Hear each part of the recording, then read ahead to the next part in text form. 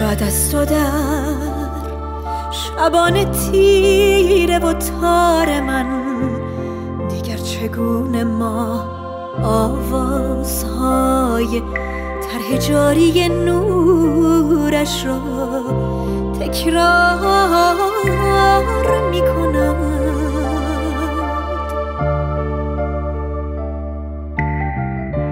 بعد از تو من چگونه این آتش نهفته به جان را خاموش می کنم، این سینه سوز درد نهان را. بعد از تو من چگونه فراموش می کنم، فراموش می کنم.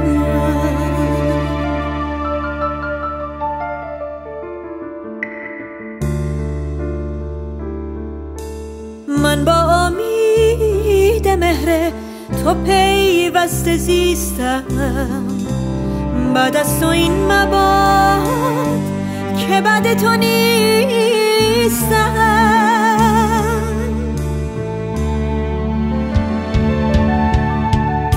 بعد از تو آفتاب سیاه است، دیگر مرا به خلوت خاص تو راه نیست.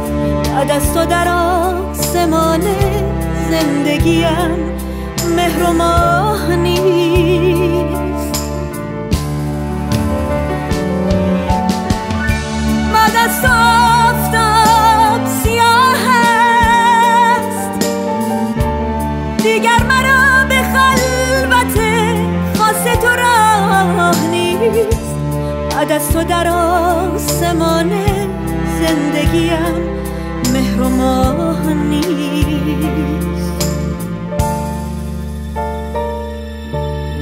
بعد از من آسمان آبی آبی مثل همیشه، آبی آبی آبی مثل همیشه، آبی.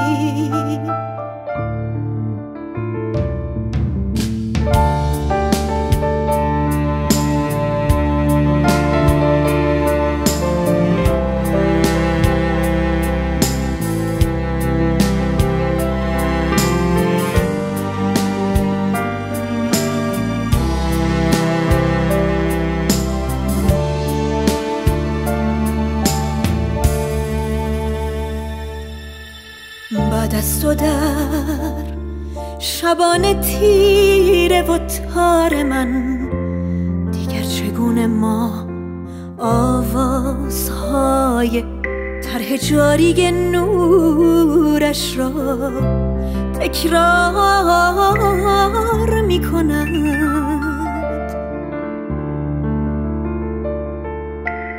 بعد از تو من چگونه این آتش نهفته به جان را